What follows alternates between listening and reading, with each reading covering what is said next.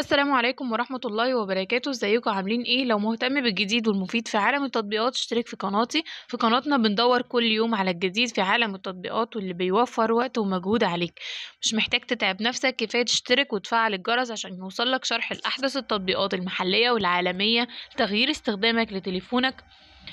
تطبيق النهاردة يا جماعة هو اسمه كورسيرا. كورسيرا ده يا جماعة عمليات التنزيل بتاعته هي 10 مليون عملية تنزيل. سعة التخزين بتاعته 18 ميجا بايتس.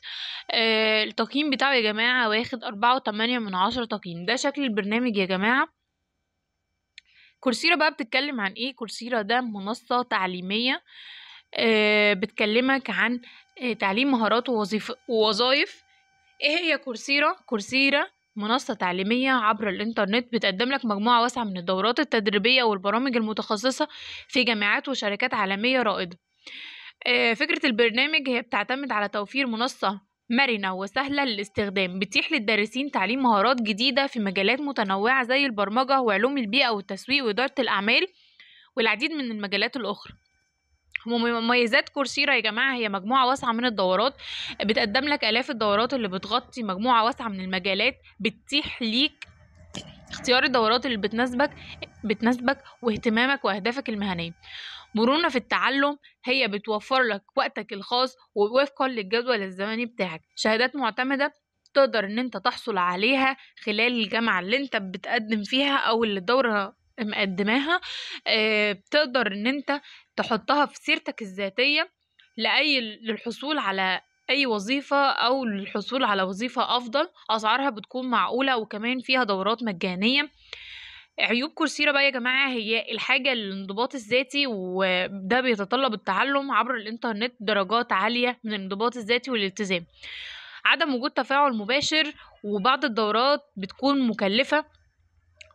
كورسيرا بقى يا جماعة مناسبة ليك ولا لأ؟ طبعا كورسيرا مناسبة ليك لأن هي بتعلم مهارات جديدة ومرونة في التعلم وشهادات معتمدة وبتعلمك.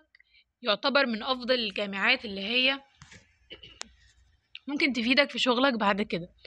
كورسيرا باختصار يا جماعة هي منصة تعليمية قوية بتوفر لك الفرص لتطوير نفسك مهنيا لو كنت مستعد للاستثمار في وقتك ومجهودك. تعالوا بينا نشوف كورسيرا دي يا جماعة الناس بتتكلم فيها بتقول ايه. قبل ما نقول الناس بتقول ايه، هي كورسيرا واخدة الترتيب رقم 7 في الأكتر تحقيقا للأرباح لفئات التعليم.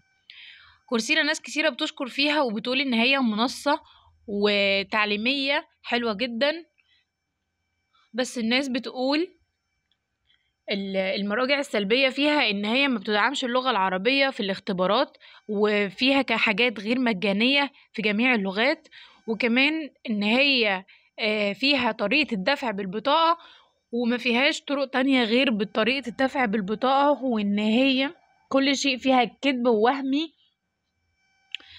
وفي ناس كمان قالت ان التحديث الاخير فيها ما بقاش احسن حاجة.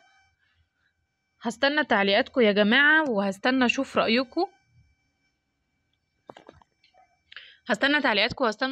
يا جماعة. لو عايزين اي جديد في عالم التطبيقات هستنى تعليقكم فيها. طبعا هتلاقوني بثبت تعليقاتكم علشان خاطر كله يستفيد من تجربته سواء كانت تجربة ايجابية او سلبية. ما تنسوش ان قناتنا هي المكان الوحيد للكلام عن التطبيقات من غير اي تحيز لاي تطبيق. هستناكم في برنامج جديد. مع السلامة.